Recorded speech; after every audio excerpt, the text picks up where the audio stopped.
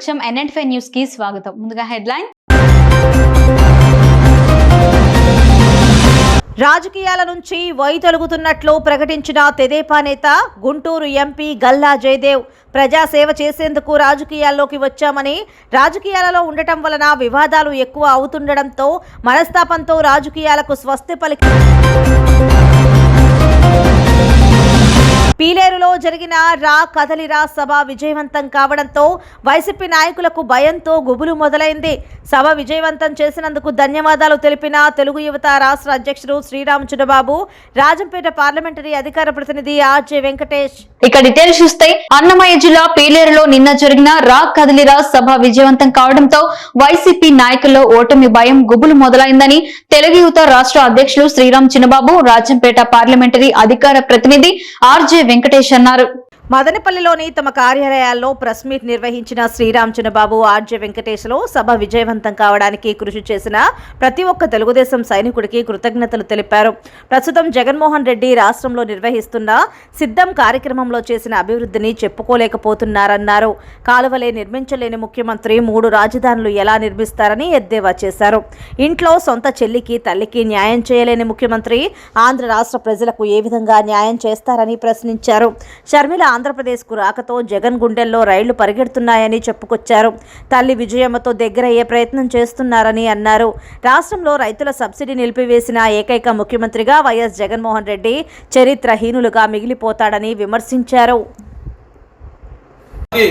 ఈరోజు ప్రతిపక్షంలో ఉన్న స్వచ్ఛందంగా తరలి వస్తున్నటువంటి కార్యకర్తలు, స్వచ్ఛందంగా ముందుకు వస్తున్నటువంటి ప్రజలు ఈ సభ విజయవంతమైనందుకు ప్రతి ఒక్కరికి నియోజకవర్గంలో 7 నియోజకవర్గాల్లో రాజంపేట పార్లమెంట్ పరిధిలో ఉన్నటువంటి అందరు నియోజకవర్గ ఇన్ఛార్జీలకి, ఎస్పెషల్లీ కార్యకర్తలకి పాదాభివందనం చేస్తున్నాం. వచ్చే ఎన్నికలలో చంద్రబాబు నాయుడు గారు విజయం తథ్యము.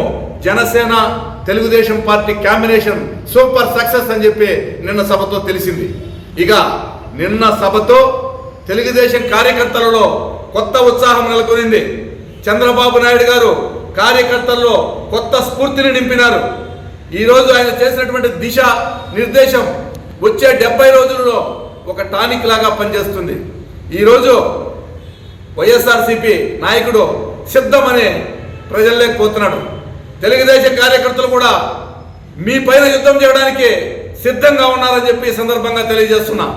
మీ సిద్ధంకు ప్రజలు సిద్ధంగా ఉన్నారు. ఏ రకంగా ఉన్నారు మిమ్మల్ని ఓడించడానికి? ముఖ్యంగా ఈ సమాజంలో అట్టడుగు వర్గాల వరకైన దళితులు ఈరోజు మిమ్మల్ని ఓడించడానికి సిద్ధంగా ఉన్నారు. జగన్మోహన్ రెడ్డి గారు గుర్తుపెట్టుకో, నీవు దళితులకు ఇవ్వాల్సినటువంటి 42 పథకాలను రద్దు చేశావు. గతంలో దళితులకు ఆవుల రూపేణా రుణాలు ఇచ్చేవాళ్ళు, సబ్సిడీ రుణాలు, ట్రాక్టర్ల రుణాలు ఇచ్చారు, సుమోలు రుణాలు ఇచ్చారు. వాటన్నింటినీ రద్దు చేశావు. దళితులకు నీవు ప్రత్యేకంగా చేసింది ఏమీ లేదు. కిరణ్ కుమార్ రెడ్డి పుణ్యాన ఆనాడు ఎస్సీ నిధులను, సబ్ ప్లాన్ నిధులను వేరే దానికి వాడకుండా ఆయన చట్టం చేస్తే దానికి తూట్లు పొడిచి నువ్వు ఈరోజు ఏం చేస్తున్నావు? ఈ నిధులన్నింటినీ కూడా నీ పథకాలకు వాడుకుంటున్నావు. అందరికీ ఇచ్చినట్లే నీవు పథకాలు ఇస్తూ, నవరత్నాల పేరుతో అవే పథకాలు ఇస్తూ దళితులను మోసగిస్తున్నావు. అందుకు దళిత సోదరులంతా సిద్ధంగా ఉన్నారు నిన్ను ఓడించడానికి. రైతులకు నీవు చేసినటువంటి మోసానికి రైతులంతా ఏ విధంగా సిద్ధంగా ఉన్నారో చూడండి. ఆనాడు 90%తో డ్రిప్ ఇరిగేషన్ ఇచ్చారు. 1 ఎకరాకు డ్రిప్ ఇరిగేషన్ సౌకర్యం పరికరాలు ఇస్తే దాదాపుగా 3 ఎకరాలకు నీళ్లు పారే అవకాశం ఉంటుంది. ఆ విధంగా 1 ఎకరాకు పారే నీటిని 3 ఎకరాలకు పారించే వ్యవస్థ ఇజ్రాయెల్ టెక్నాలజీని తెచ్చిన ఘనత నారా చంద్రబాబు నాయుడు గారు. అటువంటి వ్యవస్థను నువ్వు కుప్పకూల్చావు. రైతులను నట్టేట ముంచావు. ఈరోజు చెరువు కాలువలను 5 సంవత్సరాలైనా పట్టించుకునే దిక్కు లేదు. అభివృద్ధి అనేది శూన్యం. రోడ్లు లేవు. ఈ రకంగా నీవు రైతులను నట్టేట ముంచావు. రైతులకు ఇవ్వాల్సిన సబ్సిడీలు, రైతు రథం పేరుతో గతంలో ఇచ్చిన ట్రాక్టర్లు రుణాలను కూడా నువ్వు రద్దు చేశావు. ఈరోజు రైతులను ఏ రకంగా చేయదు. అందుకు రైతులంతా నిన్ను ఓడించడానికి, నీ పైన యుద్ధం చేయడానికి సిద్ధంగా ఉన్నారు. జగన్మోహన్ రెడ్డి కాసుకోని సందర్భంగా చెప్తున్నాం.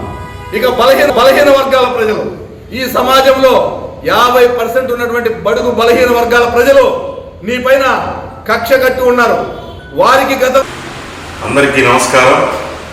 నిన్న పీలేరులో జరిగినటువంటి రా కదలిరా సభ నల్లారి కిషోర్ అన్న గారి ఆధ్వర్యంలో ఈ జిల్లా నలుమూలల నుంచి విచ్చేసినటువంటి తెలుగుదేశం కార్యకర్తలు, ఎందుకంటే లక్షలాదిగా పసుపు సైనికులు కదిలి వచ్చారు.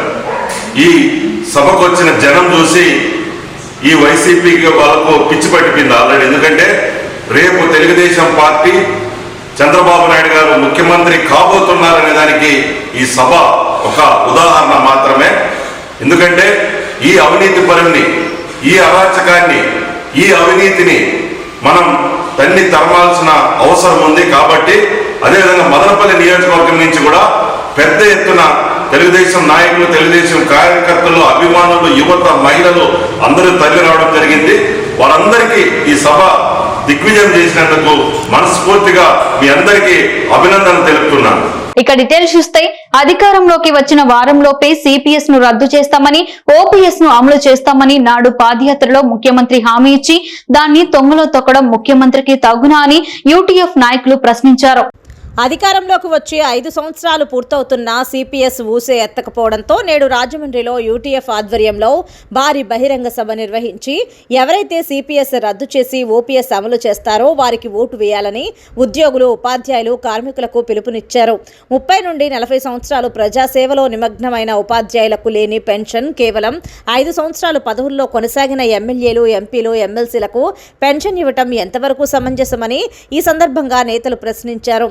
కావున ప్రభుత్వం ఇప్పటికైనా చర్యలు తీసుకోవాలని, రాజకీయ పార్టీలు సిపిఎస్ పైన తమ యొక్క స్పష్టమైన వైఖరిని ప్రకటించి ఎన్నికల ప్రచారానికి రావాలని పిలుపునిచ్చారు. ఈ కార్యక్రమంలో ఎమ్మెల్సీలు కెఎస్ లక్ష్మణరావు, వెంకటేశ్వరరావు, యూటీఎఫ్ రాష్ట్ర అధ్యక్ష ప్రధాన కార్యదర్శులు నక్కా వెంకటేశ్వర్లు, కెఎస్ఎస్ ప్రసాద్, రాష్ట్రం నలుమూలల నుండి యూటీఎఫ్ సైనికులు అధిక సంఖ్యలో పాల్గొన్నారు.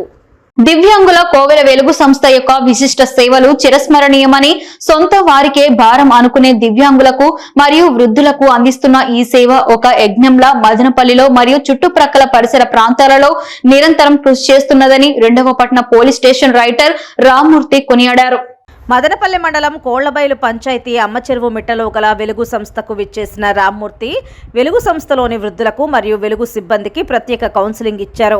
వెలుగు చిన్నారులను, వృద్ధులను మరియు సిబ్బందిని ప్రేమతో పలకరించి అందరి యోగక్షేమాలను అడిగి తెలుసుకున్నారు. తన వాక్చాతుర్యంతో, విలువలున్న నీతి కథలతో ప్రతి ఒక్కరిని ఆలోచింపజేశారు. తన చమత్కారంతో అందరినీ నవ్వించి అలరించారు. తన కవిత్వంతో పేగుబంధం గురించి మరియు మాతృత్వం గురించి అందరినీ మంత్రముగ్ధులను చేశారు. సమయం ఎప్పుడూ కలిసి వచ్చినా వెలుగు సంస్థకి విచ్చేసి తన వంతు బాధ్యతను నిర్వహిస్తానని తెలిపారు. వృద్ధులను ప్రోత్సహించగా రమణమ్మ, ఆదిలక్ష్మమ్మలో జానపద గీతాలను ఆలపించి అందరినీ అలరించారు. ఈ కార్యక్రమంలో వెలుగు సెక్రటరీ ఉదయమోహన్ రెడ్డి, వెలుగు కన్వీనర్ భాగ్యలక్ష్మి, వెలుగు ప్రిన్సిపాల్ లీనాకుమారి, వెలుగు సిబ్బంది, వెలుగు వృద్ధులు, చిన్నారులు పాల్గొన్నారు. కడుపులో బిడ్డ తిరగబడ్డాడు, పెద్ద ఆపరేషన్, కోలుకోవడానికి 2 సంవత్సరాలు పట్టింది.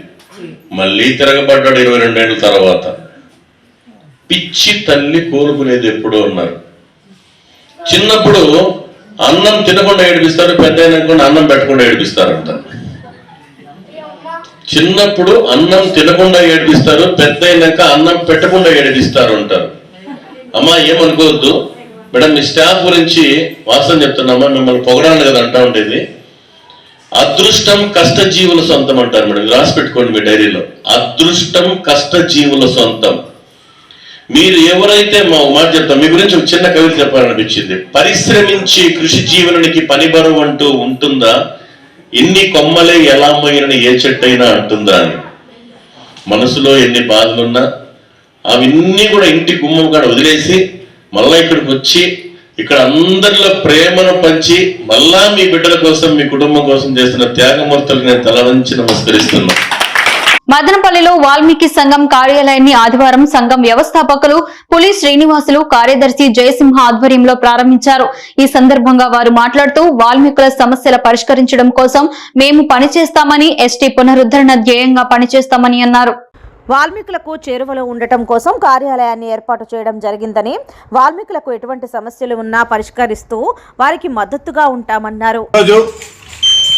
వాల్మీకుల అభ్యున్నతి కోసం, వాల్మీకుల ఎస్టీ పునరుద్ధరణ కోసం అనేక సంవత్సరాలుగా వాల్మీకులు ఎక్కడెక్కడున్నారో ఆ గ్రామాలంతా తిరుగుతూ వాల్మీకుల్లో చైతన్యాన్ని తీసుకొని వస్తూ వాల్మీకుల ఎస్టీ పునరుద్ధరణ ఆవశ్యకత గురించి ప్రతి ఒక్కరికి తెలియజేస్తూ అనేక సంవత్సరాలుగా వాల్మీకుల అభ్యున్నతి కోసం కృషి చేస్తున్నటువంటి వాల్మీకి సంఘం ఆంధ్రప్రదేశ్ కార్యాలయాన్ని వాల్మీకులకు మరింత సేవలు అందించడానికి కోసము వాల్మీకులకు పడుతున్నటువంటి ఇబ్బందులను తొలగించడం కోసం ఈరోజు వాల్మీకులు వెనుకడుగులో ఉండాలని చెప్పి వాల్మీకుల కోసం నిత్యం కృషి చేస్తున్నటువంటి మా అధ్యక్షుడు పులి శ్రీనివాసులు అన్నగారికి ప్రత్యేకంగా ధన్యవాదాలు తెలుపుతున్నాము. మన వాల్మీకులు సమస్య మొత్తము పరిష్కారాలని సమస్యకు పరిష్కారాలు కావాలంటే ఏం చేద్దాము అని అడిగితే మనం కార్యాలయం పెడదాం. మన కార్యాలయంలోకి మన వాళ్ళంతా వస్తారు. వాల్మీకులకు ఏ ఇబ్బంది వచ్చినా కూడా మనం అండగా ఉంటాం అని నిత్యము కృషి చేస్తున్నటువంటి వ్యక్తి మన పులి శ్రీనివాసులు అన్నగారికి చాలా రుణపడి ఉంటాము.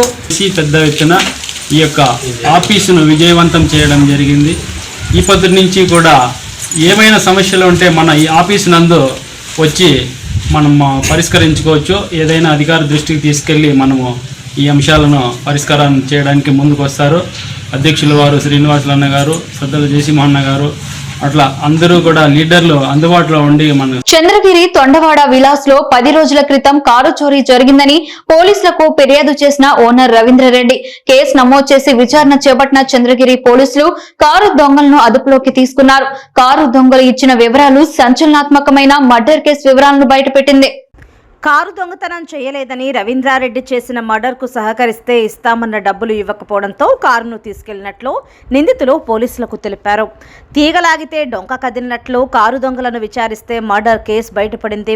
అనంతపురానికి చెందిన రవీంద్రారెడ్డి ఎస్సీ సామాజిక వర్గానికి చెందిన జూట్ల జయమ్మను ప్రేమ వివాహం చేసుకుని కుమారుడు పుట్టిన తరువాత జయమ్మతో మనస్పర్ధలు రావడంతో రెండో వివాహం చేసుకుని చంద్రగిరి మండలం తొండవాడకు మకాం మార్చినట్లు తెలిసిందే. చంద్రగిరి సమీపంలో బుచ్చినాయుడుపల్లిలో పౌల్ట్రీ ఫామ్ వ్యాపారం చేస్తూ జీవనం సాగిస్తున్నాడు. ఈ నేపథ్యంలో రవీంద్రారెడ్డిని వెతుక్కుంటూ గత ఏడాది మే 25న తొండవాడకు మొదటి భార్య జయమ్మ రావడంతో పౌల్ట్రీ ఫామ్ దగ్గర ఇద్దరి మధ్య ఘర్షణ జరిగింది. గొడవల్లో భాగంగా జయమ్మను కొట్టి చంపిన రవీంద్రారెడ్డి పౌల్ట్రీ ఫారంలో పనిచేస్తున్న వారితో కలిసి మృతదేహాన్ని రాజంపేట ప్రాంతంలో పాతిపెట్టిన భర్త రవీంద్రారెడ్డి అనంతపురం 4 పోలీస్ స్టేషన్లో జూన్ 3వ తేదీ జయమ్మ సోదరుడు దేవేంద్ర ఫిర్యాదుతో మిస్సింగ్ కేసు నమోదు చేసిన అనంతపురం పోలీసులు రాజంపేట ప్రాంతంలో పాతిపెట్టిన జయమ్మ మృతదేహం కోసం గాలింపు చేపట్టిన పాతిపెట్టిన ప్రాంతాన్ని గుర్తించలేకపోతున్న పోలీసులు కారు దొంగల సమాచారంతో మరోమారు బయటపడ్డ మర్డర్ కేసు. పీలేరులో జరిగిన రా కదిలిరా కార్యక్రమానికి వెళ్లి ప్రమాదవశాత్తు మరణించిన రామాంజనేయులు కుటుంబానికి తన సొంత నిధులతో ₹1,00,000 ఆర్థిక సాయం అందించిన రాయచోటి టీడీపీ నియోజకవర్గ నాయకుడు మండిపల్లి రాంప్రసాద్ రెడ్డి శనివారం పీలేరులో జరిగిన రా కదలిరా మీటింగ్కు వెళ్లి తిరిగి వస్తుండగా మహల్ క్రాస్ వద్ద ప్రమాదవశాత్తు బైక్ యాక్సిడెంట్ జరిగి మృతి చెందిన గాలివీడు మండలం గోరాన్ చెరువు గ్రామం బీసీ కాలనీకి చెందిన రామాంజనేయులు కుటుంబాన్ని పరామర్శించి దహన సంస్కారాలకు ₹25,000 ఆర్థిక సహాయం అందించి మరో ₹1,00,000 మండిపల్లి నాగిరెడ్డి మెమోరియల్ ట్రస్ట్ ద్వారా మృతుని కుటుంబానికి అందజేసి తన దాతృత్వాన్ని చాటుకున్నారు. ఈ సందర్భంగా ఆయన మాట్లాడుతూ ప్రమాదంలో యువకుడిని టీడీపీ కుటుంబ సభ్యుణ్ణి కోల్పోవడం చాలా బాధగా ఉందని, రాబోయే కాలంలో వారి కుటుంబానికి ఎలాంటి సమస్య వచ్చినా అండగా ఉంటామని, ఈ విషయాన్ని తెలుగుదేశం పార్టీ హైకమాండ్ దృష్టికి తీసుకువెళ్లి పార్టీ తరపు నుంచి కూడా సహాయం అందేలా చర్యలు తీసుకుంటామని హామీ ఇచ్చారు. తాను రాజకీయాల నుంచి వైదొలుగుతున్నట్లు గుంటూరు ఎంపీ తెలుగుదేశం పార్టీ నేత గల్లా జయదేవ్ సంచలన ప్రకటన చేశారు. రాజకీయాల్లో ఉండడం ద్వారా వివాదాలు వస్తున్నాయని, అందుకే తాను రానున్న ఎన్నికల్లో పోటీ చేయకూడదని నిర్ణయం తీసుకున్నట్లు స్పష్టం చేశారు. ఈ మేరకు గుంటూరులో ఆదివారం నిర్వహించిన మీడియా సమావేశంలో ఎంపీ గల్లా జయదేవ్ ఈ ప్రకటన చేశారు. కేంద్ర రాష్ట్ర ప్రభుత్వాలతో ఎదురవుతున్న ఇబ్బందుల్ని చూస్తూ పార్లమెంటులో మౌనంగా ఉండలేకపోతున్నానని ఆవేదన వ్యక్తం చేశారు. అలాగే తన వ్యాపార విధులను కూడా పూర్తి స్థాయిలో నిర్వహించలేకపోతున్నానని తెలిపారు. 2024లో మళ్లీ పోటీ చేసినా గెలుస్తాను, కానీ రాజకీయాల నుంచి వైదొలగాలని నిర్ణయించుకున్నట్లు వివరించారు. 2 ఏళ్ల క్రితం వ్యాపారాల నుంచి తన తండ్రి గల్లా రామచంద్ర నాయుడు రిటైర్ అయ్యారని చెప్పారు. ఈ నేపథ్యంలో రాజకీయాలు వ్యాపారాన్ని సమన్వయం చేయడం కష్టంగా మారిందని వివరించారు. అందుకే రాజకీయాల నుంచి వైదొలగాలని నిర్ణయం తీసుకున్నట్లు మీడియా వేదికగా ఎంపీ గల్లా జయదేవ్ వెల్లడించారు. తాను ముఠా రాజకీయాల నుంచి దూరంగా ఉన్నానని స్థానిక నాయకులు ప్రజలను నమ్ముకునే రాజకీయాల్లోకి ముందుకు సాగినట్లు వివరించారు. రాష్ట్ర సమస్యలు, ప్రత్యేక హోదా కోసం తను పార్లమెంటులో పోరాడిన విషయాన్ని గుర్తు చేశారు. వివిధ కేసుల్లో ఈడీ తనను 2 సార్లు పిలిచి విచారించిందని, తన వ్యాపారాలపై నిఘా వేసినట్లు తెలిపారు. సిబిఐ, ఈడీలు తన ఫోన్లను ట్యాప్ చేస్తున్నాయని ఆందోళన వ్యక్తం చేశారు. ఇక నుంచి పూర్తి స్థాయిలో వ్యాపారాలపైనే దృష్టి సారించాలని అనుకుంటున్నట్లు గల్లా జయదేవ్ చెప్పారు. గుంటూరు ప్రజలు తనకు ఇంతకాలం రాజకీయంగా సహకరించినందుకు వారికి జయదేవ్ కృతజ్ఞతలు తెలిపారు. అనుక్షణం ప్రజల పక్షం NN న్యూస్ ఇంతటితో సమాప్తం. తిరిగి రేపటి బులెటిన్ లో మళ్ళీ కలుసుకుందాం. అంతవరకు సెలవు, నమస్కారం.